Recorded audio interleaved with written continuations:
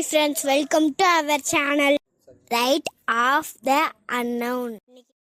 இன்னைக்கு நம்ம பார்க்க போற கதை ஒரு அழகான நகரம். அந்த நகரத்தில் பெரிய பெரிய கட்டிடங்கள், நிறைய நிறைய மக்கள் அப்படின்னு சொல்லிட்டு எப்பவுமே பரபரப்பாக இயங்கிட்டு இருக்கோம். அப்படி பரபரப்பாக இயங்கிக்கிட்டு இருக்கிற அந்த நகரத்தில் ஒரு தெருவில் எல்லா கடைகளுமே இருக்கும். அந்த கடைகளில் ஒரு மனிதர் அவருடைய கடையுமே வச்சிருக்கிறாரு. இவர் பார்த்தீங்கன்னா ஒரு பெட் ஷாப் வச்சிருக்கிறாரு. மக்களுக்கு தேவையான அந்த செல்லப்பிராணிகள் எல்லாமே இங்கே வந்து வாங்கிட்டு போவாங்க. இவருடைய கடையில் கிளிகள், நாய்கள், பூனைகள் அப்படின்னு சொல்லிட்டு பலவிதமான மிருகங்களை வச்சிருக்கிறாரு.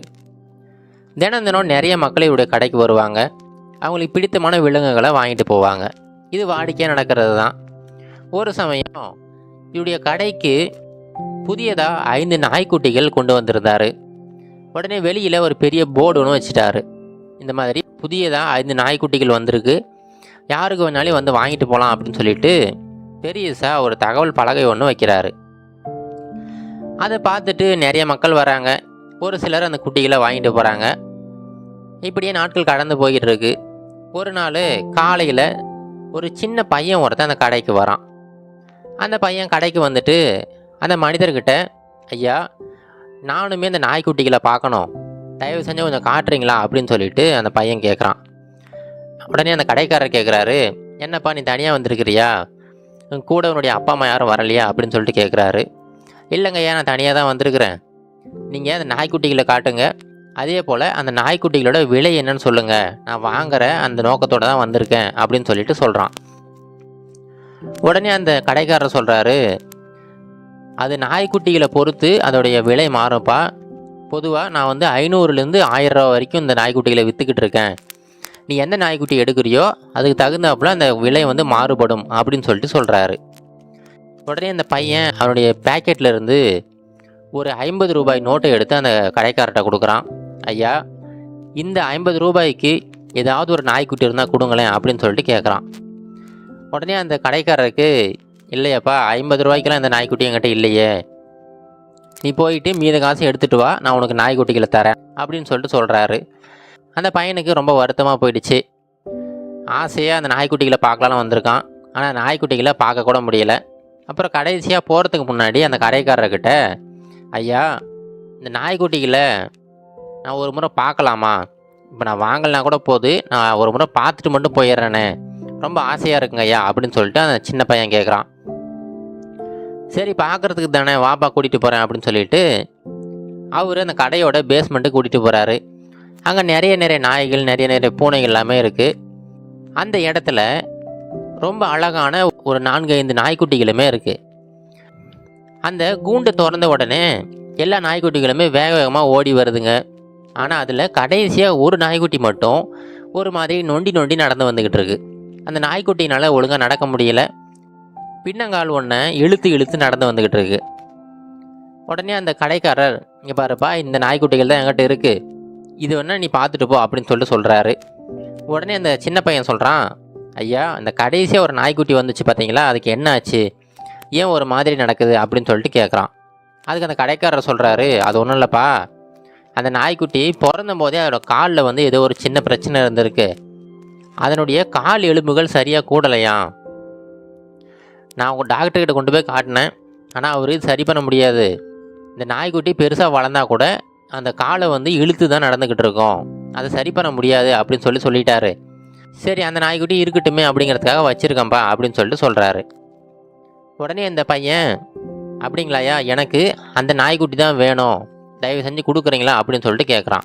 உடனே அந்த கடைக்காரர் சொல்கிறாரு, இங்கே பாருப்பா, அந்த நாய்க்குட்டி சரியாக நடக்க முடியாது, அதனால் சரியாக ஓட முடியாது, அதனால் மக்கள் எப்போவுமே அந்த நாய்க்குட்டியை வாங்க மாட்டாங்க, அது எனக்கு தெரியும். அதனால் ஒன்று பண்ணு, அந்த நாய்க்குட்டியை நான் இலவசமாகவே கொடுக்குறேன், எந்த காசும் கொடுக்க வேண்டாம், அந்த நாய்க்குட்டியை நீ எடுத்துகிட்டு போய் நீ வளர்த்துக்க அப்படின்னு சொல்கிறாரு. உடனே அந்த சின்ன பையனுக்கு லேசாக கோபம் வந்துடுச்சு. அது எப்படிங்கய்யா, நீங்கள் எப்படி இந்த மாதிரி தரம் பிரித்து பேசலாம், எல்லாமே நாய்க்குட்டிகள் தான், எல்லா நாய்க்குட்டிகளுக்குமே ஒரே மாதிரியான விலை தானே வைக்கணும், அதையே இந்த நாய்க்குட்டியை மட்டும் நீங்கள் இலவசமாக கொடுக்குறேன்னு சொல்கிறீங்க, இது எப்படி சரியாகும் அப்படின்னு சொல்லிட்டு மறுபடியும் கேட்குறான். அதுக்கு அந்த கடைக்காரர் மறுபடியும் சொல்கிறாரு, இல்லைப்பா, இந்த மற்ற நாய்க்குட்டிகள்லாம் கொஞ்சம் பெருசாகிடுச்சுன்னா உங்க கூட வந்து ஓடும், விளையாடும், எல்லாமே பண்ணும், ஆனால் இந்த நாய்க்குட்டினால அப்படி எதுவுமே பண்ண முடியாது, மக்கள் வந்து இதை பயன்படுத்த மாட்டாங்க. அதன் காரணமாக தான் இதை வந்து இலவசமாக கொடுக்குறேன்னு சொன்னேன், வேற ஒன்றும் இல்லைப்பா அப்படின்னு சொல்கிறாரு. உடனே அந்த சின்ன பையன் அவங்ககிட்ட இருந்து அந்த 50 ரூபாய் எடுத்து அந்த மனிதர்கிட்ட கொடுத்துட்டு, ஐயா இந்த 50 ரூபாயை நீங்கள் அட்வான்ஸாக வச்சிங்க, நான் வந்து அந்த நாய்க்குட்டியவே எடுத்துகிட்டு போகிறேன். ஆனால் நீங்கள் சொன்ன அந்த 500 ரூபாயை மாதம் என்னால் முடிஞ்ச வரைக்கும் அந்த தொகையை கொண்டு வந்து உங்களுடைய கடனை கழிச்சிடுறேன். நீங்கள் சொன்னது போலவே இந்த நாய்க்குட்டியோட மதிப்பு 500 ரூபாய் தான், அதில் எந்த மாற்றமுமே கிடையாது அப்படின்னு சொல்கிறான். கடைக்காரருக்கு ஒரே சிந்தனையாக இருக்குது. என்னப்பா ஆச்சு, ஏன் இப்படி பேசிக்கிட்டு இருக்க அப்படின்னு சொல்லிட்டு கேட்குறாரு. உடனே அந்த சின்ன பையன் அவனுடைய வலது காலை அந்த மனிதர்கிட்ட காட்டுறான். அவனுடைய வலது கால் பார்த்தீங்கன்னா சரிவர இயங்காத காரணத்தினால ஒரு மெட்டல் ராடு வச்சு பொருத்திருக்காங்க. அதனால் இந்த பையன் கூட சரியாக நடக்க முடியாது, ஒரு காலை இழுத்து தான் நடந்துக்கிட்டு இருக்கான். இப்போது இந்த மாதிரி இருக்கிற ஒரு மனிதருக்கு தான் அதே மாதிரி இருக்கிற ஒரு ஜீவராசியோட அருமை தெரியும். அதனால தான் இந்த சின்ன பையன் அந்த நாய்க்குட்டியை இலவசமாக கொடுக்குறேன்னு சொன்னால் கூட, இல்லை அதுக்குன்னு ஒரு மரியாதை இருக்குது, அதுக்குன்னு ஒரு மதிப்பு இருக்குது, அதனால் நான் காசு கொடுத்துட்டு தான் வாங்குவேன் அப்படின்னு சொல்லிட்டு ரொம்ப அடம் பிடிச்சி அந்த நாய்க்குட்டியை வாங்கிட்டு போகிறான். அந்த கடைக்காரர் ரொம்ப ஆச்சரியமாக அந்த பையனை பார்த்துக்கிட்டு இருக்காரு.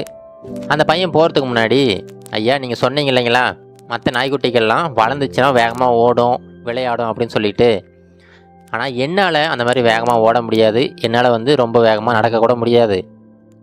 எனக்கு இந்த நாய்க்குட்டி தான் சரியாக இருக்கும், இந்த நாய்க்குட்டியுமே என்ன மாதிரி தான், அதனால் நாங்கள் 2 பேருமே ஒரு நல்ல துணையாக இருப்போம், அதன் காரணமாக தான் அந்த நாய்க்குட்டியை வாங்கிட்டு போகிறேன் அப்படின்னு சொல்லிட்டு அந்த நாய்க்குட்டியை எடுத்துக்கிட்டு அந்த பையன் வெளியில் போகிறான். இது போல தாங்க நம்மளுடைய வாழ்க்கையிலுமே ஒவ்வொருத்தருக்கும் ஒரு விதமான கண்ணோட்டம் இருக்கும். எல்லா மக்களுமே அவங்க கடந்து வந்த பாதை பார்த்திங்கன்னா வெவ்வேறு பாதையாக தான் இருக்கும்.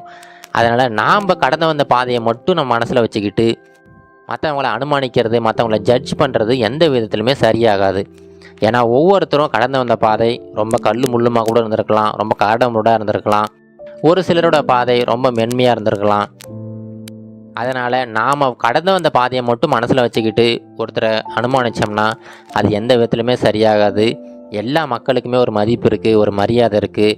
அதை நம்ம சரியாக புரிஞ்சுக்கிட்டோம்னா இந்த சமூகம் எப்போவுமே ஒற்றுமையாக இருக்கும். இதில் எந்த ஒரு ஐயமுமே இல்லை. இது கரேஜ் டு ஆக்ட் மோட்டிவேஷன் கதைகள்.